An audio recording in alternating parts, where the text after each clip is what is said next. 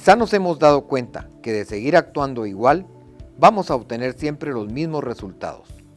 La pregunta es, ¿qué vamos a hacer para obtener nuevos? ¿Qué vamos a hacer hoy para cambiar nuestra forma de pensar?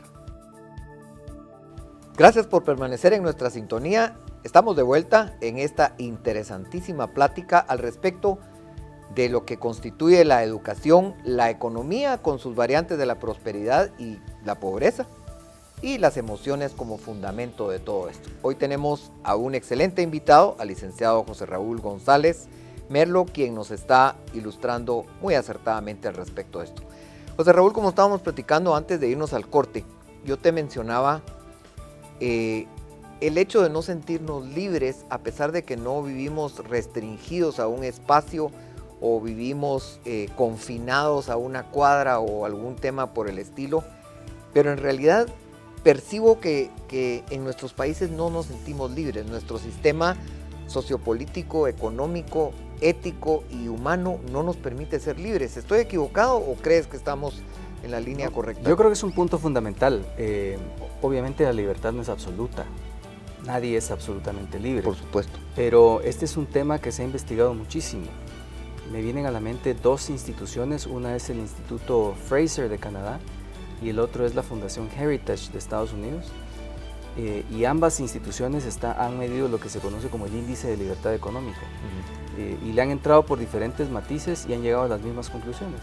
Los países que a lo largo del tiempo han mostrado tener índices de libertad económica más altos son los que más prosperan. Los países que más prosperan son los menos violentos. Los países menos violentos son los donde hay la población más pobre es más rica, ¿verdad? Porque no es lo mismo ser pobre en Estados Unidos que ser pobre en Guatemala. Por supuesto. Son los países donde los derechos humanos se respetan más.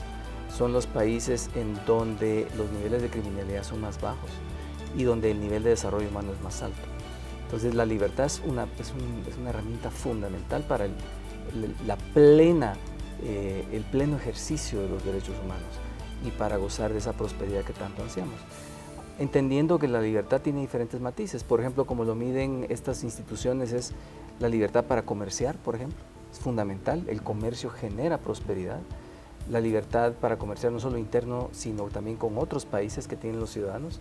La estabilidad de la moneda, si el gobierno está creando presiones inflacionarias para pasarnos por ahí un impuesto oculto. Tiene que ver también con el tamaño del gobierno. Gobiernos que son demasiado grandes tienden a acaparar la libertad del ciudadano. Tiene que ver con el funcionamiento del sistema de justicia. Si los ciudadanos se pueden dirimir sus conflictos de manera pacífica a través de tribunales imparciales. Entonces tiene diferentes matices, pero todo el propósito es definir si hay alguna correlación y alguna causalidad entre los países más económicamente libres y los más prósperos. Y los resultados son increíblemente evidentes. Los países que quieren llegar a ser prósperos tienen que ser países que le permitan a los ciudadanos la libertad de poder comerciar, de poder vivir en un ambiente de que sus derechos de propiedad se respeten, etc. Entonces sí es fundamental. No hay país absolutamente libre porque esto no es química, no es física. Por supuesto. Aquí dos moléculas de hidrógeno con una de oxígeno siempre tiene que dar agua, pero en las relaciones sociales no es así. Entonces hay países con diferentes grados de libertad donde unos pueden ejercer su libertad de una manera, otros de otra manera, pero en promedio cuando uno analiza, uno puede ver perfectamente lo valioso que es para la prosperidad del ser humano el hecho de que se le permita actuar en libertad. Sí, aquí invariablemente confluye el tema de la corrupción, porque esta es una manera,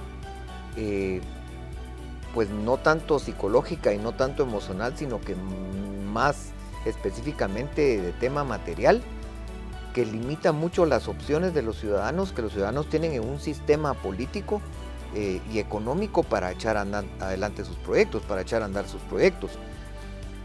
Y nuestras naciones, pues lo digo por el Istmo Centroamericano, se han visto asoladas a lo largo de los años precisamente por ese fantasma terrible de la corrupción, que también sucede en otros países invariablemente.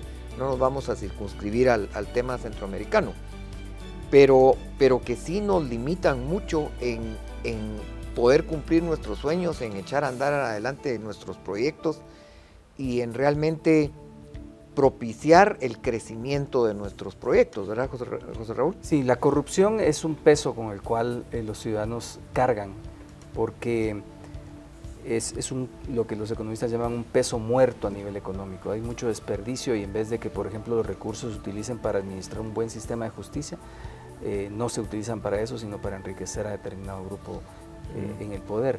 Entonces, sí, es un peso. Los países más corruptos tienden a ser los países más pobres. Yo creo que ahí hay que romper ese círculo vicioso de que somos pobres porque somos corruptos y cuanto más corruptos somos más pobres. Pero como tú lo mencionas, nuestros países latinoamericanos no han sido los únicos en padecer de ese cáncer de la corrupción. Los países desarrollados en su momento también tuvieron que lidiar con eso. Y lo que se requiere es una generación con el liderazgo suficiente para poder comenzar a eliminar ese cáncer.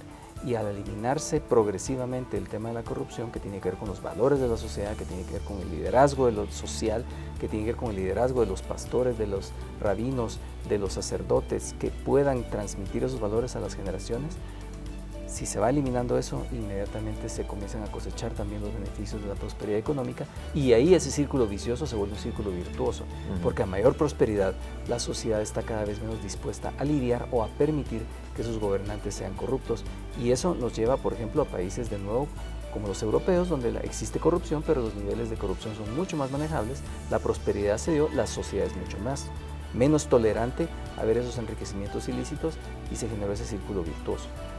Pero en algún momento hay que comenzar. ¿Qué es primero el huevo o la gallina? No me importa. La sociedad tiene que tener el liderazgo moral y el liderazgo de sus actores sociales para poder comenzar a erradicar ese cáncer. Y esto resultará especialmente valioso para entender que tenemos que empezar a pensar distinto. Porque el tema, aunque pareciera salirse un poquito de nuestro contexto normal en el cual hablamos de emociones, de psicología positiva, de un poco de salud emocional, de sabiduría emocional, va atado invariablemente a todo este tipo de acciones que pueden llevar a corromper un sistema completo y a hacer que como ciudadanos perdamos el rumbo realmente de los sueños y de lo que queremos alcanzar en la vida. Y esto es muy interesante, José Raúl, porque en el momento, aquí confluye el tema político invariablemente. En el momento en el que nosotros decidimos aceptar un gobierno o seleccionar un gobierno, tenemos que entender que la responsabilidad de ese gobierno nos va a llevar a tener un desarrollo completo y pleno, incluyendo el tema emocional, no me dejarás mentir. De hecho, una educación y un sistema económico sin una emocionalidad auténticamente sana no funciona tampoco, porque esto va a ser otra causa de detrimento de todo este sistema. Por el momento debemos de irnos al segundo corte y, queridos amigos, volvemos con ustedes en cuanto se terminen los anuncios.